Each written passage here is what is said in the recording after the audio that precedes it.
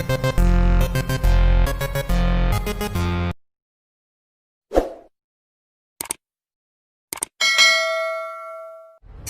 नमस्कार। क्या एक इंसान की जान पर केवल उसी का ही हक होता है? क्या उसके परिवार के लोगों का जरा भी हक नहीं होता? वह कैसे अपने बूढ़े माँ बाप को बीच रास्ते में छोड़ के जा सकता है? लेकिन ऐसा होता है।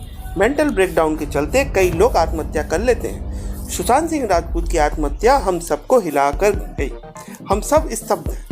लेकिन ये सच है, हाथों की लकीरों में हमारा भविष्य, हमारा मूल व्यवहार, हमारा आचरण आदि सब छुपा होता है। यदि आप सुशांत सिंह राजपूत का हाथ देखें तो आप पाएंगे कि उसके राइट हैंड में हृदय रेखा अपने स्थान से हटकर मस्तिष्क रेखा के ऊपर आ गई है।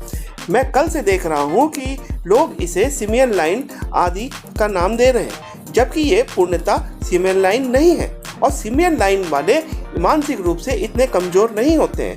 वो अथक प्रयास करना जानते हैं और हर परिस्थितियों का डट कर सामना करते हैं। अगर आप शास्त्र के पन्ने को पलटेंगे तो पाएंगे यदि हृदय रेखा झुककर मस्तिष्क रेखा पर आती है तो इंसान बहुत ही डिप्रेसिव नेचर का होता है। मस्तिष्क रेखा भी छोटी है, झुकती भी है चंद्र पर्वत की तरफ। यह भी डिप्रेशन की निशानी है। अगर दोनों का फल जोड़ दिया जाए तो जातक अति भावुक इंसान है।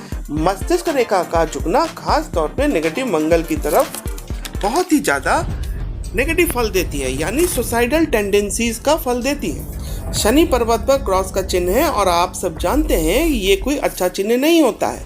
आत्महत्या करना खराब शनि के जातक वाले इंसान का काम है। हंसते मुस्कुराते चेहरे वाले सुशांत सिंह कभी जीवन में तनाव मुक्त नहीं थे।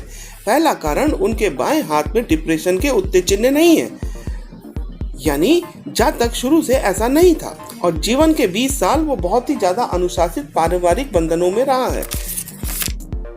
जातक का माइंड लाइन और हार्ट लाइन की ज्वाइनिंग कॉम्बिनेशन ये बताती है जातक एक विचारधारा पे चलने वाला इंसान था।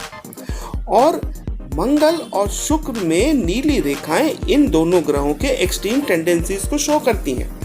शुक्र पर्वत मजबूत है किंतु मंगल दबा हुआ है। मंगल शुक्र की एक टेंडेंसी ये भी होती है कि जातक अपने जीवन में सफलता भोग विलास के प्रति बहुत ही ललायित रहता है।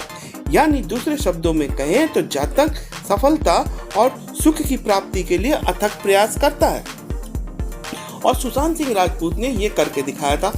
अब वापस हाथ की रेखाओं पर आते हैं।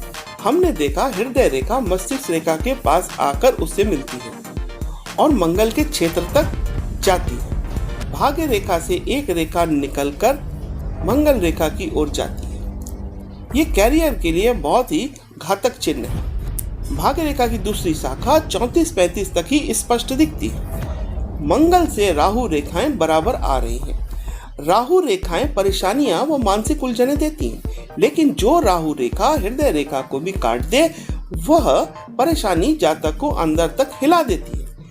ऐसे वक्त पे अगर आपको मैं कहूं कि हृदय रेखा और मस्तिष्क रेखा जिन लोगों की मिली हुई होती है वो केवल एक ही पॉइंट ऑफ व्यू से सोच पाते हैं किसी भी दिक्कत को, और जिनकी हृदय रेखा और मस्तिष्क रेखा अलग अलग होती है वह लोग जो है सिमियन लाइन या कहें तो इस प्रकार के सुशांत सिंह राजपूत जैसे जातकों से 1000 दफे बेहतर होते हैं, क्योंकि उनके पास 2 पॉइंट ऑफ व्यू होते हैं सोचने के।